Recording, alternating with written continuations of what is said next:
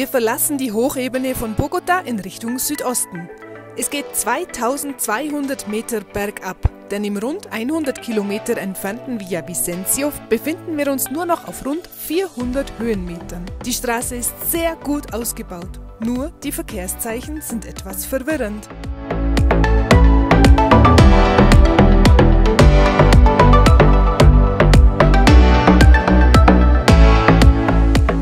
Die Berge in Kolumbien sind dermaßen steil, dass man immer wieder mit Erdrutschen rechnen muss.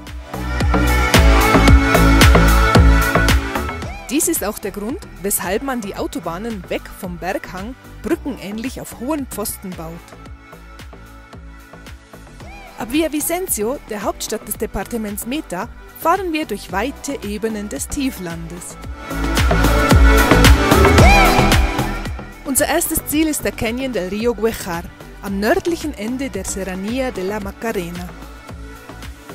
Wir finden unseren Schlafplatz am Mirador zum Canyon, wo man einen ausgezeichneten Blick in die 250 Meter tiefer liegende Schlucht hat.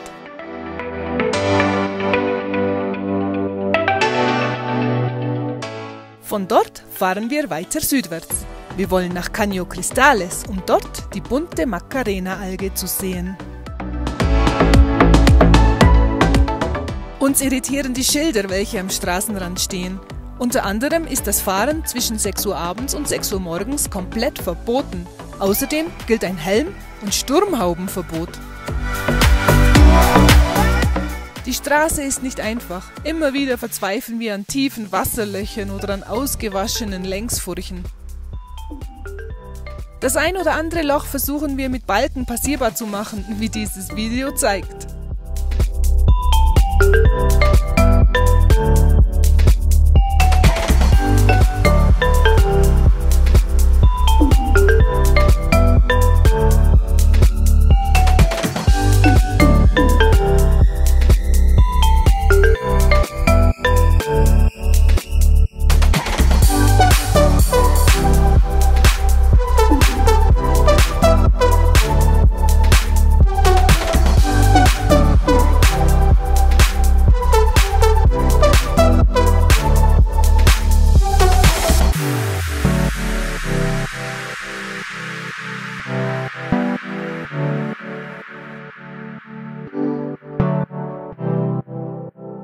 Auf wen soll der Fahrzeugführer schauen?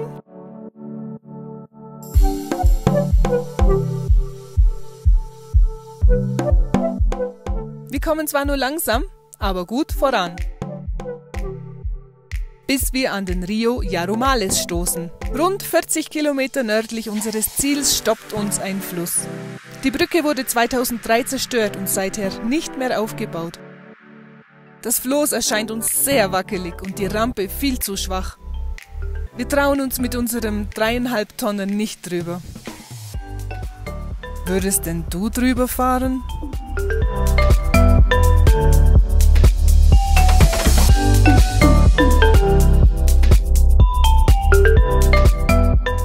Der sympathische Carlos versucht, ein Mototaxi aufzutreiben und von hier eine Tour nach Caño Cristales zu organisieren. Leider vergebens. Deshalb kehren wir frustriert um und fahren zurück in Richtung Norden. Unser Weg führt uns entlang des Macarena-Bergzugs, wo es unglaublich schöne Landschaften und viele Wasserfälle gibt. Wir wandern viel und versuchen, die Wasserfälle zu Fuß zu erreichen.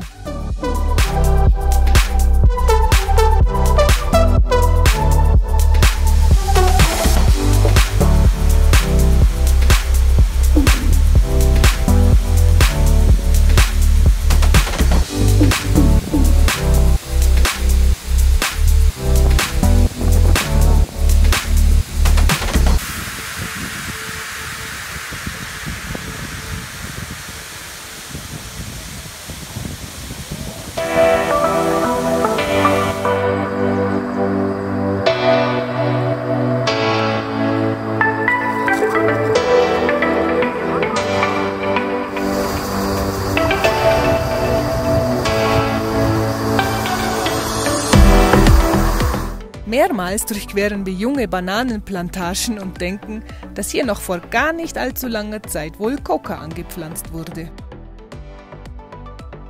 Ab und zu besuchen uns exotische Tiere. Mal ist es ein schöner Papagei und ein andermal wimmelt es in den Bäumen nur so von kleinen Äffchen.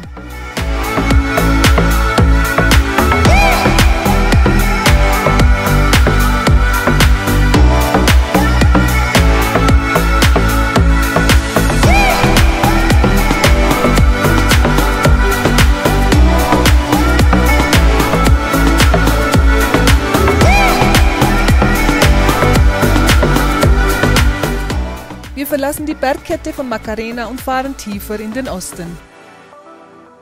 Vorbei an Bananenplantagen, Land- und Viehwirtschaft.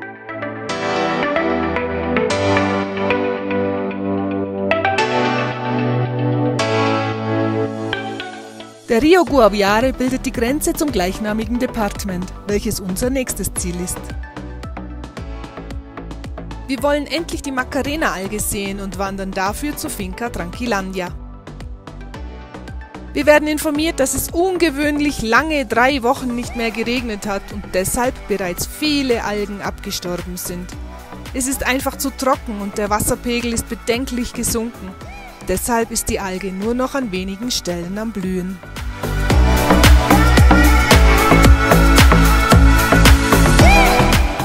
Und dennoch, wir haben Freude, die Farbenpracht wenigstens halbwegs erleben zu können und versuchen das Ganze in Bildern festzuhalten.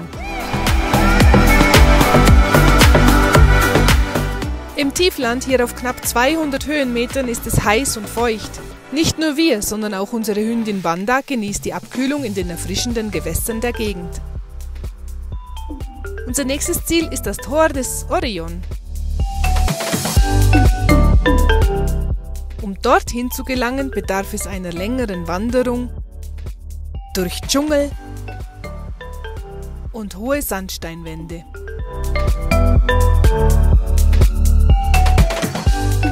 Unglaublich, wie tief die Pflanzen ihre Wurzeln und Stämme entlang des Gesteins wachsen lassen können.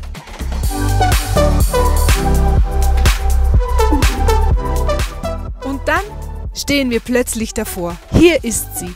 Die Puerta de Orion, 15 Meter breit und 12 Meter hoch. Man könne im Dezember durch das obere Fenster den Gürtel des Orion betrachten, daher der Name. So sagt man uns.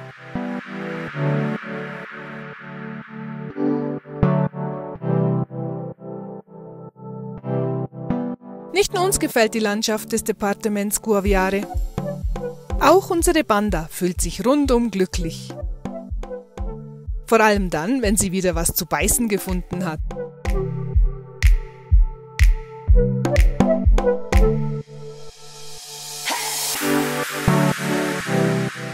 Immer wieder sind wir verblüfft, dass wir die einzigen Touristen in dieser wunderbaren Natur sind.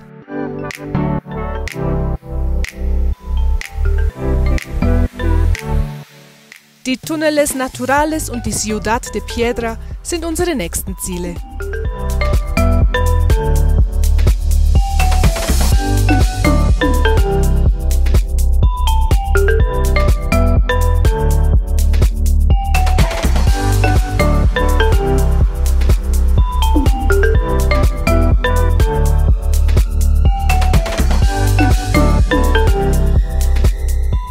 Gegen die Hitze werfen wir uns immer wieder in die erfrischenden und kristallklaren Becken. Manchmal gibt es neugierige Fische, die uns vorsichtig anstupsen.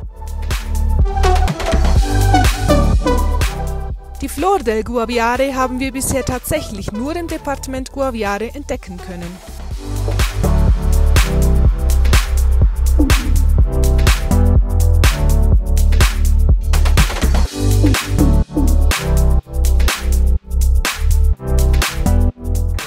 Diese bunten Fahrzeuge nennt man Chivas. Sie werden zum Transport von Mensch und Waren eingesetzt. Wie zum Beispiel hier für einen Kühlschrank. Diese bunten Vögel nennt man Loros und Banda findet sie toll. Mit einer Lancha geht es zu unserem nächsten Ziel, zu den rosa Delfinen in der Laguna Damas de Nare.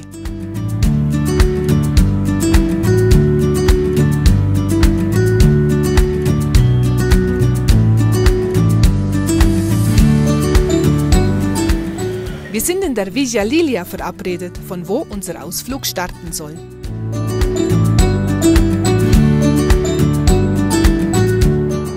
Wiederum in einem Boot fahren wir mit unserem Führer Belisario raus auf den See und dann beginnt das große Warten.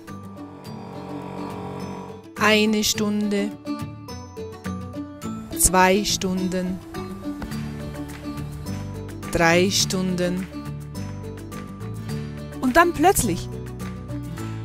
War das einer?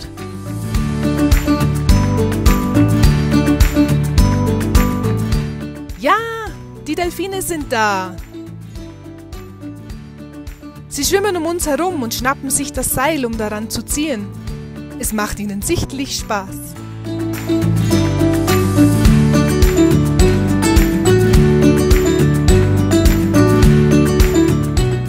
Jan freut sich, anstatt einem Hund mal einen echten Toniner an der Leine zu haben.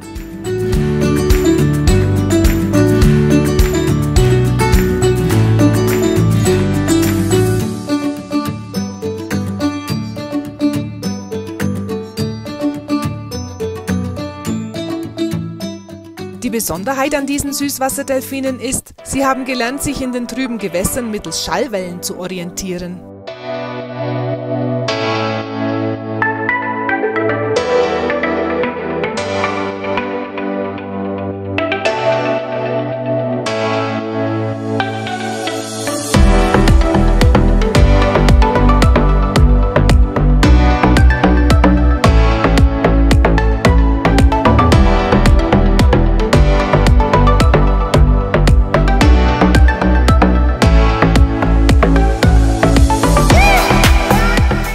Leider vergeht die Zeit viel zu schnell und so sitzen wir bereits wieder zur Rückreise in einer Lancia durch den Urwald.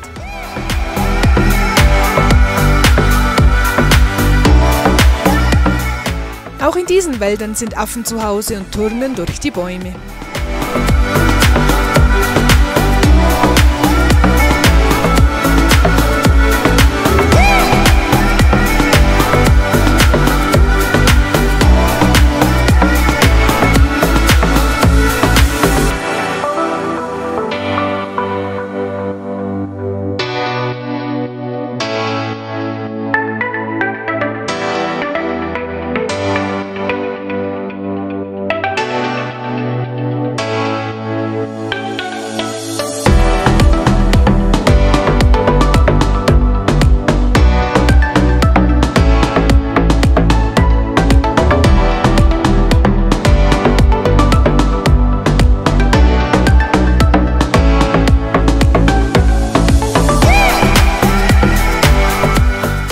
Überwältigt von den vielen Eindrücken der letzten Tage treten wir die Rückreise an.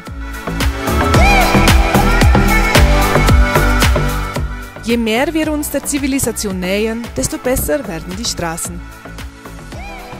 Mit einer letzten Überquerung des Rio Guaviare beenden wir diese Reise und hoffen, dass sie dir genauso gut gefallen hat wie uns.